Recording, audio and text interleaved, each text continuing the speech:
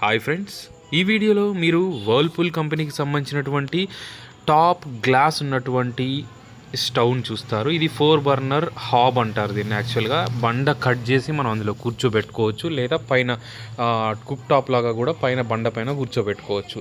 So అయితే చాలామందికి ఉన్న డౌట్స్ ఏంటంటే, ఈ గ్లాస్ ఉన్న స్టవ్లు ఎక్కువ కాలం మనికగా పనిచేస్తాయా లేదా, సో గ్లాస్ బ్రేక్ అవుతుందా హీట్ బాగా వస్తుందా, అండ్ 4 బర్నర్స్ కదా, మరి 4 బర్నర్స్ మనం ఒకేసారి యూజ్ చేసుకోవచ్చా, అంటే 4 బర్నర్ల పైన మనం 4 గిన్నెలు పెడితే సరిపోతుందా అనేసి చాలా డౌట్స్ ఉన్నాయి.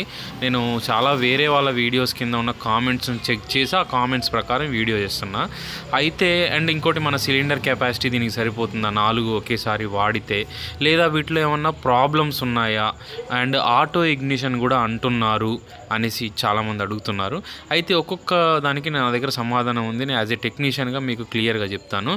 అయితే ఈ గ్లాస్ పరంగా హీట్ అయ్యి బ్రేక్ అయ్యే ఛాన్సెస్ ఉన్నాయి ఓపెన్గా చెప్పాలంటే.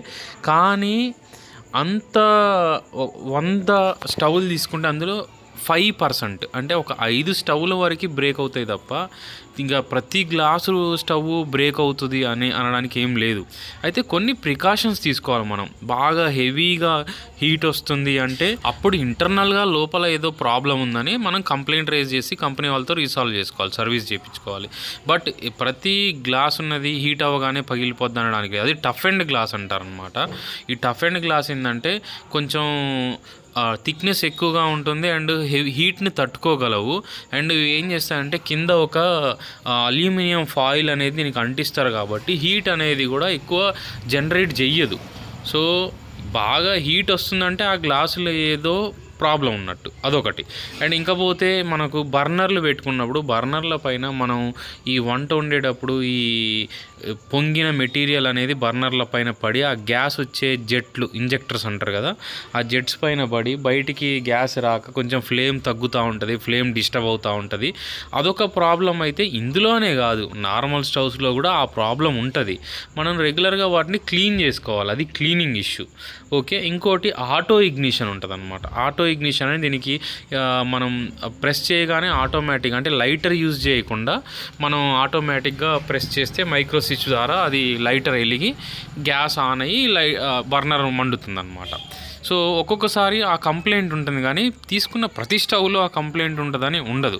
సో చాలామంది ఇట్లా నెగిటివ్ ట్రోల్ చేస్తూ ఉన్నారు, ఆ కంప్లైంట్ ఉంది ఈ కంప్లైంట్ ఉందని. అట్లాంటిది ఏం లేదండి.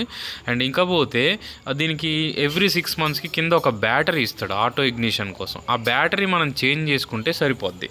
మనం 6 monthsకి ఒకసారి నార్మల్గా టీవీ రిమోట్స్లో బ్యాటరీ మార్చాలి, ఇది కూడా అంతే అన్నమాట. ఇంకోటి, బర్నర్లు కడుక్కోవచ్చా, కడగకూడదని చెప్తున్నారు, కడిగితే ఫెయిల్ అవుతాయి అంట కదా అనేసి కూడా కొంతమంది అంటున్నారు. యాక్చువల్గా అట్లేం లేదండి. బర్నర్స్ మనం వామ్ వాటర్లో పెట్టి కడుక్కోవచ్చు, కానీ దానికి సోప్స్, ఆయిల్స్, లిక్విడ్స్, యాసిడ్స్ లాంటివి యూజ్ చేయొద్దు. ఎందుకంటే బర్నర్ పైన ఒక కోటింగ్ అనేది ఉంటుంది. కొన్నిటికేమో ఫాయిల్ కోటింగ్ ఉంటుంది, కొన్నిటికేమో బ్రాస్ కోటింగ్ ఉంటుంది. కాబట్టి ఆ కోటింగ్ పోతే ఫ్లేమ్ అనేది డిస్టర్బ్ అయ్యి రెడ్ ఫ్లేమ్ రావడం అట్లా జరుగుతూ ఉంటుంది. సో దానికోసం మనం ఈ ఆయిల్స్, లిక్విడ్స్ అట్లాంటివి వాడొద్దు. నార్మల్గా హాట్ వాటర్లో క్లీన్ చేసుకోవచ్చు. వీటికన్నా స్టీల్ స్టవ్లే నయం, 2 బర్నర్లు ఉన్నాయి కదా అయ్యే బెస్ట్ అని చాలామంది అంటున్నారు. యాక్చువల్గా దేని పనితనం దానిదే అండి. దీనికి 4 బర్నర్లు ఉంటాయి. మీరు ఇంట్లో ఒక 10 members ఉన్నారు, లేదా పిల్లలు ఎర్లీ మార్నింగ్ వెళ్ళాలి, హస్బెండ్స్కి టిఫిన్స్ కట్టాలి, క్యారేజీలు కట్టాలి అనుకున్నప్పుడు అన్ని బర్నర్లు రన్ అవ్వాలి.